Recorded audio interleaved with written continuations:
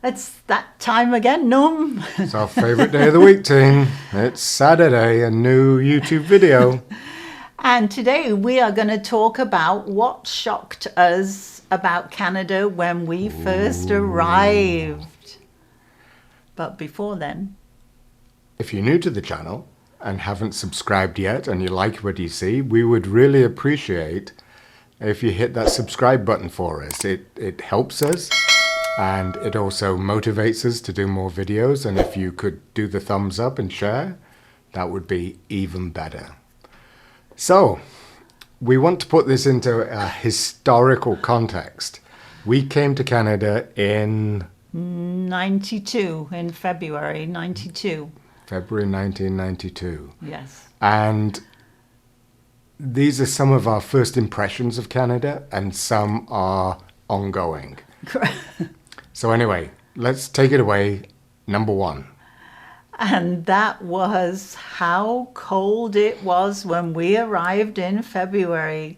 It was minus 30 degrees Celsius. And coming from the UK, we didn't really know how cold minus 30 was. And it just happened to be February 1992. It was one of the coldest Februaries on record. And I think there was probably the most snow that year too. And we even arrived in our winter coats, didn't we, Norm? We bought new winter coats in England from Marks and Spencer's. They said they were winter coats, but they were lying. Because we were absolutely frozen. And somebody said at the airport, "Where's your winter coats?" And we said, "We're wearing them." And they said, "You'd better go buy some winter coats pretty soon." So that's what we did the next day, wasn't it? It was indeed. And it was so cold that the hairs inside your nostrils were freezing when we got outside.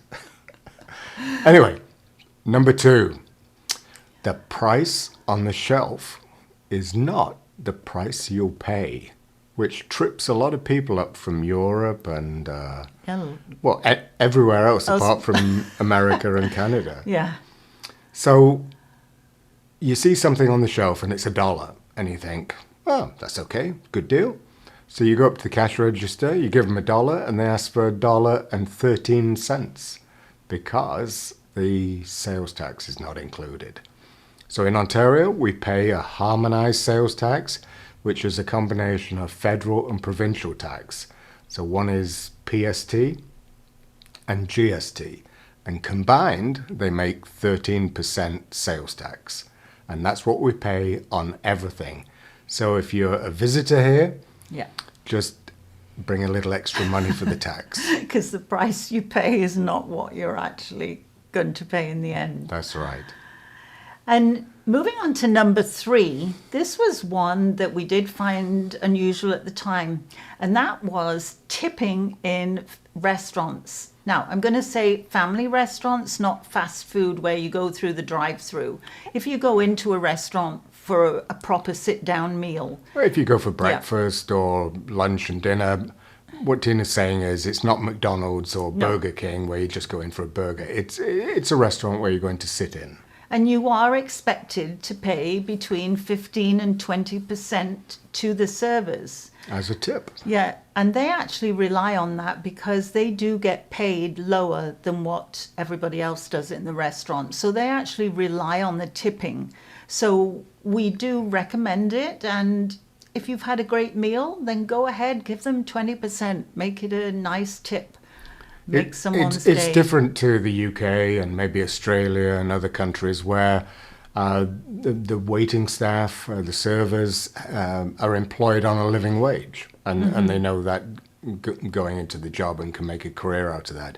In North America, the servers are paid less than the minimum wage and they rely on these tips to give them a living wage. So that was just something that caught us out. Number four. Ooh. Foreign credit history does not follow you, which can be a good thing or a bad thing. But if you're running from the tax man and you're bankrupt, it's probably a good thing. But if you've got good credit history and you think coming to Canada as a new Canadian, you're going to get a credit card, well, think think again. You're going to have to build a credit history and build your credit score. Yes. And the other thing is, if you're a professional, like a lawyer, doctor, dentist, your professional credentials don't travel here either. You have to be recertified by the college that looks after that particular profession. So that's foreign credit history. That caught us out because we did have very good Yeah. history from England, but they Weird. didn't seem interested in that in We had to Canada. rebuild, didn't we? We did. Ooh, number 5. This is one of my favorites, and that is Christmas lights on houses outside. Just fell in love with the fact that there were Christmas fairy lights hanging outside on houses, and they looked beautiful, especially with the snow, and just wonderful. And at that time, nothing like that happened in the UK.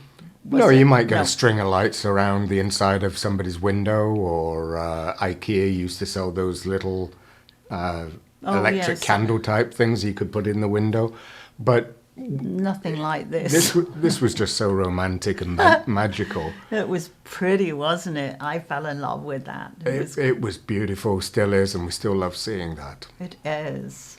Number 6, Ooh, this is an interesting one. Hey, Norm. the size of refrigerators.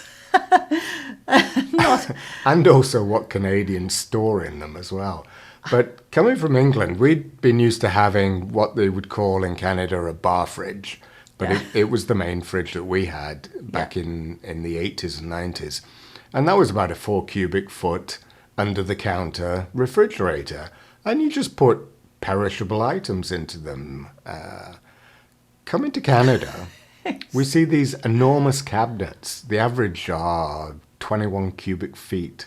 So that's, 5 times larger than a British fridge. Yeah. They Back in were- 92, we're Yeah. talking.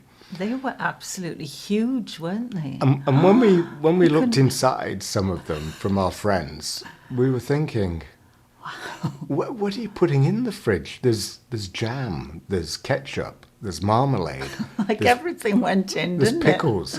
And we were always brought up that those were preserves and they didn't need refrigerating. But what do we know? it? Yeah, because we kept them in like a pantry larder, didn't we, in the UK? We did. But now we keep Yeah, them in yeah. the fridge because it's a Everybody. great storage cupboard. Oh, as well as the beer goes in there too. Oh, yeah, you can't forget the beer and wine.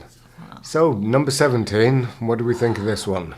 Wow, just amazing. What shocked us was the price of gas or petrol. It was like half price. In fact, not only gas, it was cars. The cars were cheaper. The houses were way bigger for the same money. It would buy us a bigger house.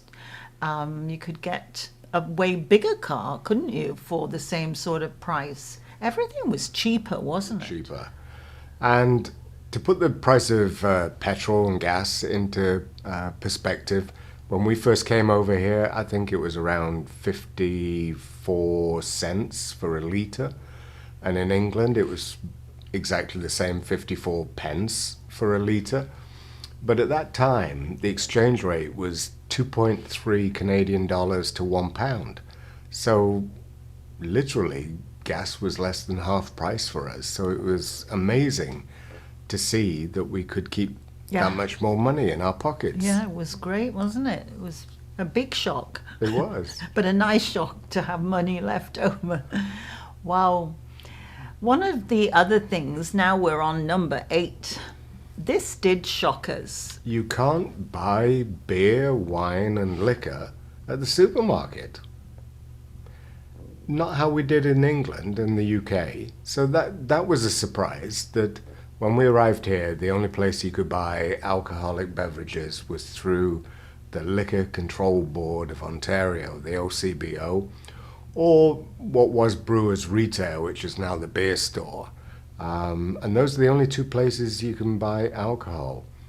Recently, though, they've allowed Yeah. supermarkets, select supermarkets, to sell, but they're just acting as agents for the LCBO. So there's no competition, There's no discounting prices. You will buy from a supermarket the beer, or some of them have wine as well, but it will be exactly the same price that the LCBO charges. We don't have any wine ones around here, do we? The only one we have is we can get beer at Walmart. That's right. But I know in certain areas, possibly of Toronto or Ottawa, you can get wine and stuff there, can't you? Yes, you can. So, number 19. This is a biggie, was how big Canada is. Just completely shocked us, blew us away. It's enormous. It really is. And the maps seem deceiving. Absolutely. We kind of thought we'd be going everywhere and visiting everywhere in a very short period of time. When you didn't come we? from Europe, you have that sort of geography mentality that you could drive through 5 countries in half a day. Or you could go the whole length of Britain in, I don't know, 10 hours, 12 hours. But here, it's just absolutely enormous. And to give you an idea, Ottawa to Toronto would be, in good traffic, around 5.5 hours to drive that. So it's a big place, isn't it? Yeah. And we hear of people coming here for like a 1 week's holiday, and they think they're going to see it all, don't they? They think they're going to do Niagara Falls, Toronto, they're going to do Quebec City, Vancouver. They have absolutely no idea. So you pretty much, Norm, you just can't see the whole of Canada on a 2-week vacation. You just got to pick a region and enjoy that, and not hire the private jet. So number 10, we're at the end. Wow. What shocked us about Canada? The wildlife. It's absolutely amazing, the diversity of wildlife in Canada. We were going through Algonquin Park one day, and we saw a whole pile of people stop by the side of the road, so we knew there was a bit of excitement going on. So we pulled up, took a look, huge moose there, just feeding by the side of the road, minding its own business. It was huge. Absolutely massive. Tall, bigger than a cow. It's we'd never seen anything like it, had we? And they can just roam wherever they want. They're free to roam. Black bears. We've seen a few of those, not too many. No, unfortunately from a distance. Yeah, it's not like you bump into them at the supermarket. No. They're afraid of us as we are of them. So they're very much out in the countryside. But yes, we have seen them, and they're very cute. They tend to run away. Yes. Oh, and don't forget those raccoons, Norm. We thought they were like the cutest, cuddliest things when we first saw them, didn't we? They have the little bandit mask on, and they are cute. Now we know they're not quite that cute, but they do look and cute. They can get into a garbage can pretty well. Yeah. That's their favourite. Even locked garbage cans, they seem to find a way to get in. They're very ingenious and very strong as well. Beautiful animal. And then we are getting to see a lot of wildlife from the apartment building, which is unusual. We have the lake here, and over the last 3 days, we've been seeing tundra swans on their migration route north to the Arctic and also to Alaska. They're just absolutely beautiful. How many were there yesterday, Tim? We counted over 40 of them yesterday. And basically they come to our lake here just to rest overnight and feed on some aquatic vegetation. Mm-hmm. And then early in the morning they're off again. So we've had 3 waves of them coming through, and it's just beautiful to see them. And when they take off, they're all in their formation, and they are huge animals. Very exciting to see, isn't it? It really is. Yeah. So great entertainment for living here. Yeah. Plus bald-headed eagles. Yeah, and we've been seeing those lately, quite a few of them, haven't we? Yes, we have. Yeah, we just love it, hey? So the diversity of wildlife that we can just see from our apartment is really amazing. So that was what shocked us about Canada. I hope you enjoyed our video. We appreciate all your support of our channel. It's really very encouraging, isn't it, Tine? Absolutely. And we hope that everybody is staying safe and keeping well. We certainly do. And until the next time, bye-bye. Bye-bye.